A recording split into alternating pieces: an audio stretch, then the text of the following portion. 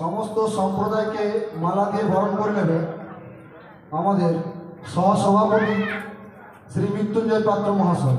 মৃত্যুঞ্জয় পাত্রকে আসরে আসার জন্য অনুরোধ করছি। জয় জয় নিতাই গৌর প্রেম।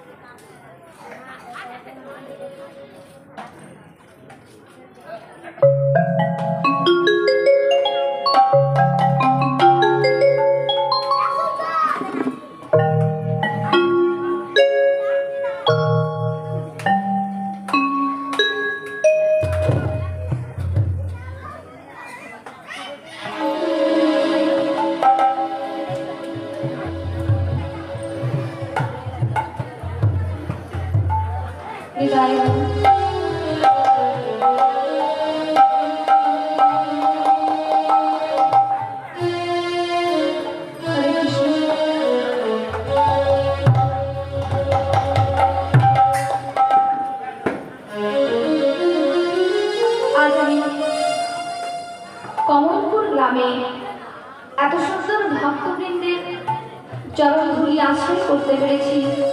আপনাদের মতো জ্ঞানী গুণী ভক্তজনদের সামনে উৎকৃষ্ট কথা শোনাবার সৌভাগ্য হয়েছে আমার।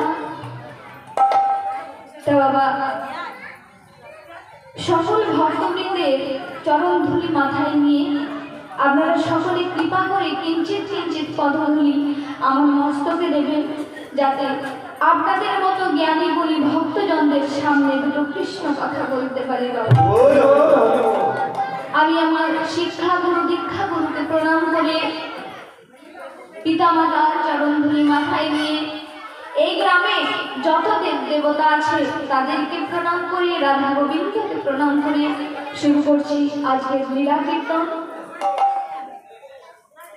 তা বাবা, লীলা গান পরিবেশন করতে গেলে কোথাও কোনো ভুল ত্রুটি হতে পারে। কেন বলছি বাবা? হবে।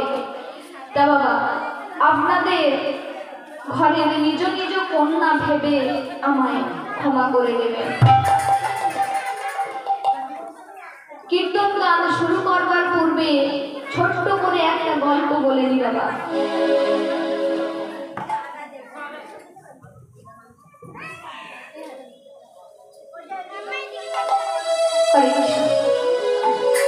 তাহলে বাবা কি বলছে দেখুন শাস্ত্র।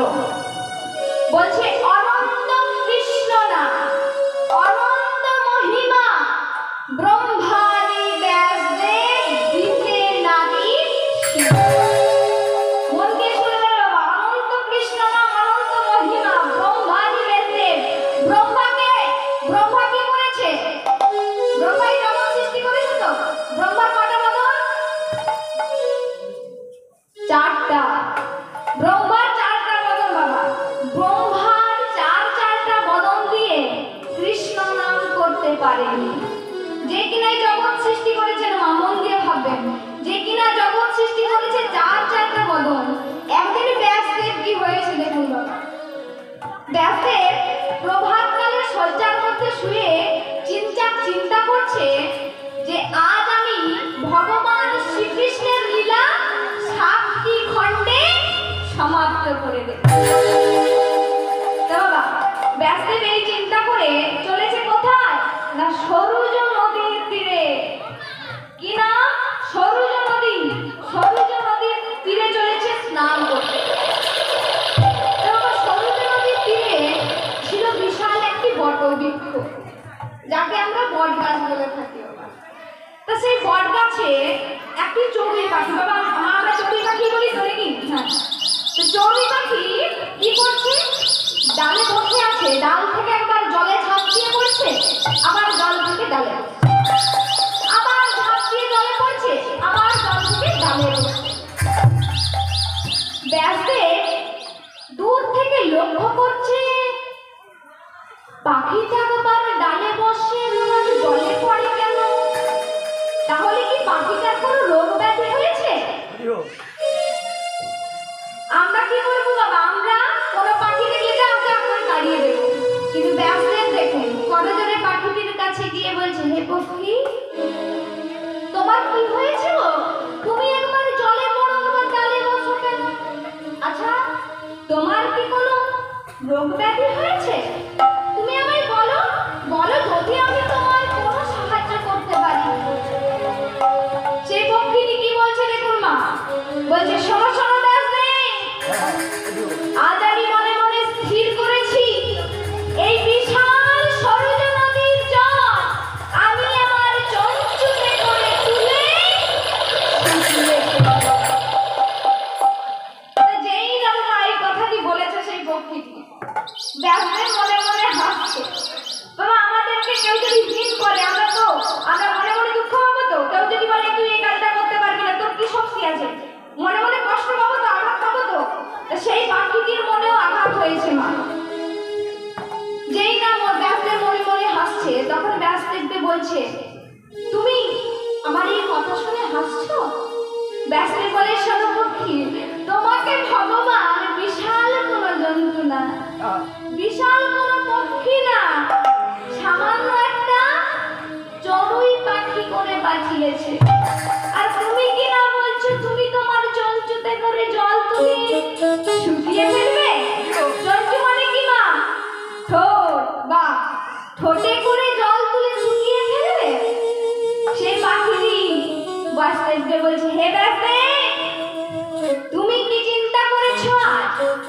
তুমি না চিন্তা করেছো যে ভগবান শ্রীকৃষ্ণের লীলা তুমি 7টি খণ্ডে সমাপ্ত করে দেবে?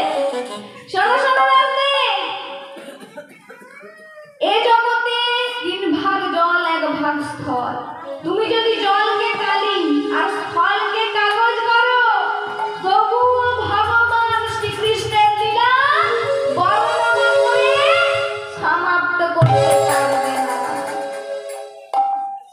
তুমি হচ্ছ কলিহত মায়াচ্ছন্ন মৃতপ্রায় জীব। কি শক্তি আছে তোমার ভগবান শ্রীকৃষ্ণের লীলা সমাপ্ত করবে? যে কিনা ভগবান ব্রহ্মা 4টা বদনে কৃষ্ণ নাম করে সমাপ্ত করতে পারেনি, আর তুমি কলিহত মায়াচ্ছন্ন মৃতপ্রায় জীব হয়ে ভগবানের লীলা সমাপ্ত করে দেবে? ব্যাসদেবকে যেই নাই কথা বলেছে, তাহলে আমাদের কাছে একটা শিক্ষার বিষয় কি? শিষ্য যদি কোনো ভুল করে তাকে উচিত শিক্ষা দিতে হয়, অর্থাৎ ভুল করলে সঠিক শিক্ষা দিতে হয়। কে সঠিক শিক্ষাটা দেবে? তার গুরুদেব। তাহলে তোমার পক্ষীটি কে ছিল? পক্ষীটি ছিল নারদ মুনি। তার শিষ্যকে ছোট্ট করে শিক্ষা দিয়ে গেল, অর্থাৎ অহংকারে। ব্যাসদেবের মনে যে অহংকার জন্মেছিল, সেই অহংকারে পতন করে দিয়ে গেল।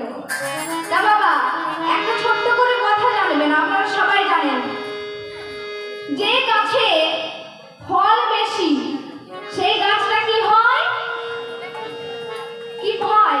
যে গাছে ফল বেশি, আমরা কথাই বলি না, অল্প বিদ্যা ভয়ও করি, বলি না?